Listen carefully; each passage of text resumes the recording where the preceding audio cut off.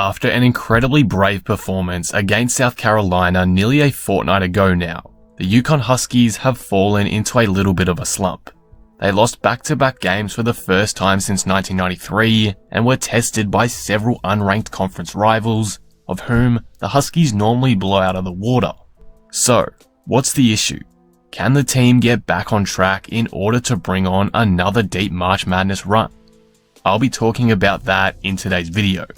Before we start, if you're new here and enjoy the video, be sure to subscribe. For more women's basketball content like this, a like on the video would go a really long way in helping the channel and the game of women's basketball grow on this platform, so all support is greatly appreciated. Anyway, with that being said, let's talk about the UConn Huskies. Before we get into some of the problems I've seen with UConn the last couple weeks, I do want to give credit where it's due. The Huskies' performance against South Carolina, despite the loss, was incredible and really highlights the potential of this team, even when they're not at full strength. Girls like Nika Muhl and Aubrey Griffin played with constant pressure, forcing South Carolina's guards like Zia Cook to over-dribble and get into tough situations, which led to a pretty poor shooting night overall for the Gamecocks, just 36% from the field. The defensive game plan I thought was excellent as well by Gino Auriemma, which had the Huskies giving some room to South Carolina on the perimeter to bait them into shooting threes, which they've been notoriously bad at this season. This kind of lax defense on the perimeter also allowed the Huskies to quickly clog the paint and prevent inside passes to Aaliyah Boston. Dorka Juhas and Aaliyah Edwards did a great job at doubling inside too, making it very difficult for the Gamecock forwards to get easy looks. It wasn't until the fourth quarter where the shortened bench rotations due to all their injuries really hurt the Huskies, with Dorka Juhas and Aaliyah Edwards evidently tired and unable to keep up with the absurd length and size of the SC frontcourt. I mean, they've got like at least 4 players who are over 6'3", I think. A win's a win for South Carolina, and I know their fans are very happy with their gritty performance. But UConn, considering their circumstances, had a masterful game also, and pushed the supposed unbeatable Gamecocks to the brink of defeat. Unfortunately for UConn, everything has gone downhill since then. They lost to Marquette the following game by 7 points, which I believe is Marquette's first ever win over UConn, and they struggled to shake Georgetown, a team UConn had already beaten by double digits earlier in the season. And of course, there was the game the other day where UConn fought back in the fourth to overcome a double-digit deficit against Creighton, who were honestly pretty unlucky to not send it to overtime. But again, UConn never seemed in complete control of that game, which was in stark contrast to their 25-point blowout win over the Blue Jays just back in late December. So, what's going wrong? The most obvious answer to this is UConn players are becoming fatigued. The college basketball schedule can be tough and physically taxing, and to have such a short rotation due to the significant injuries suffered to players like Azzi Fudd doesn't help any matters. UConn have also seemed a bit mentally fatigued too. They're coming out of the gates a bit flat. Sometimes it takes them up until halftime to really get settled into the game and show some energy as a group. Again, the constant turnover from game to game probably has something to do with that. The Huskies haven't had much of a break since Christmas, and with many players playing 30 plus minutes a night, that can take its toll. UConn are getting healthier though.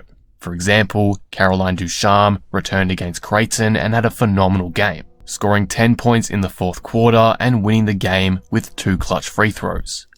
With the return of Azzi happening as well sometime in the future, I'm confident UConn will be able to hit a refresh and start playing with high energy start to finish. They're just going to need some strong efforts from the supporting cast to stay afloat in the meantime. I think another issue that's held UConn back a bit lately, especially with their limited available players, is their bench has been a bit disappointing. Against South Carolina, for example, UConn didn't have a single point from a bench player. The spark from the bench just isn't there most nights, and in these trying times, it's absolutely needed more than ever. Unfortunately, players like Amari DeBerry haven't had the impact off the bench like hoped, and Inez Betancourt as a freshman is obviously still adjusting to the college level.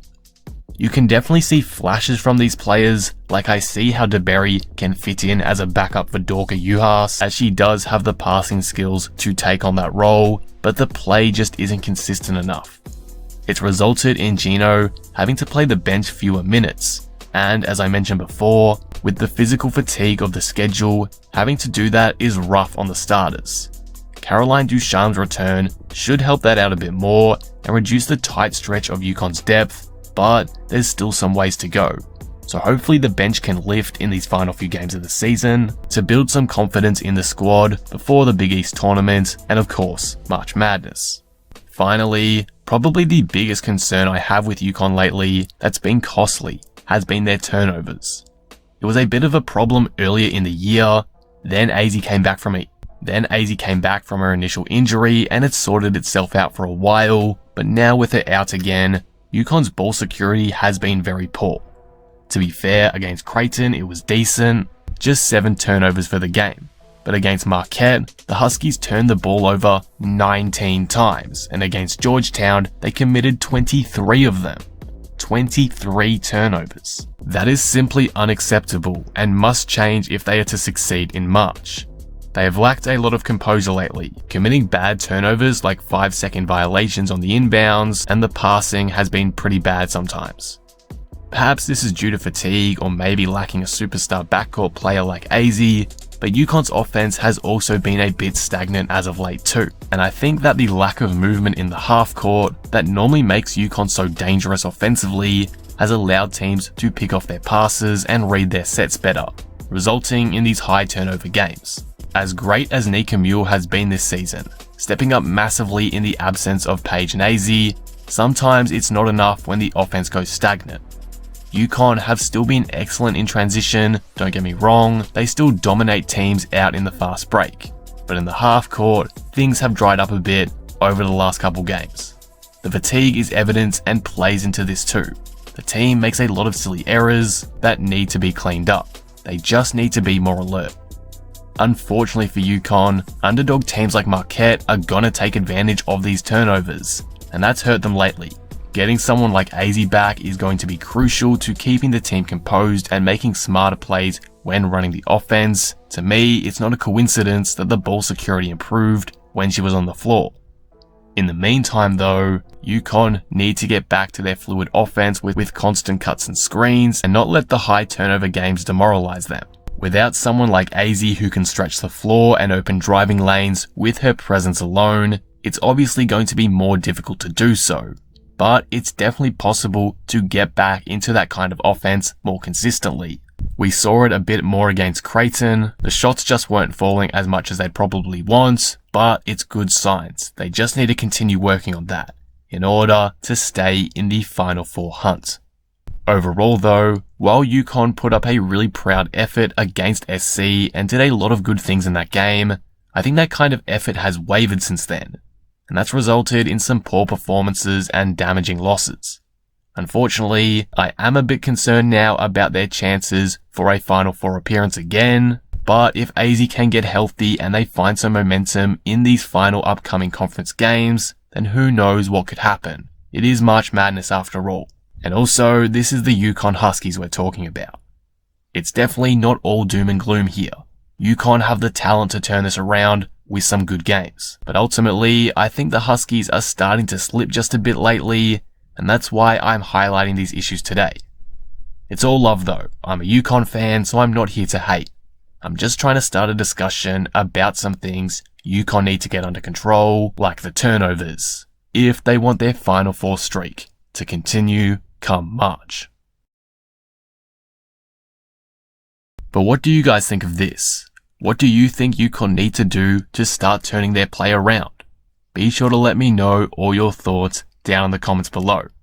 If you enjoyed this video and want to see more women's basketball content like this, be sure to hit that subscribe button and like the video. I really do appreciate all your support. Anyway, with that being said, I will see you in the next one. Thanks for watching.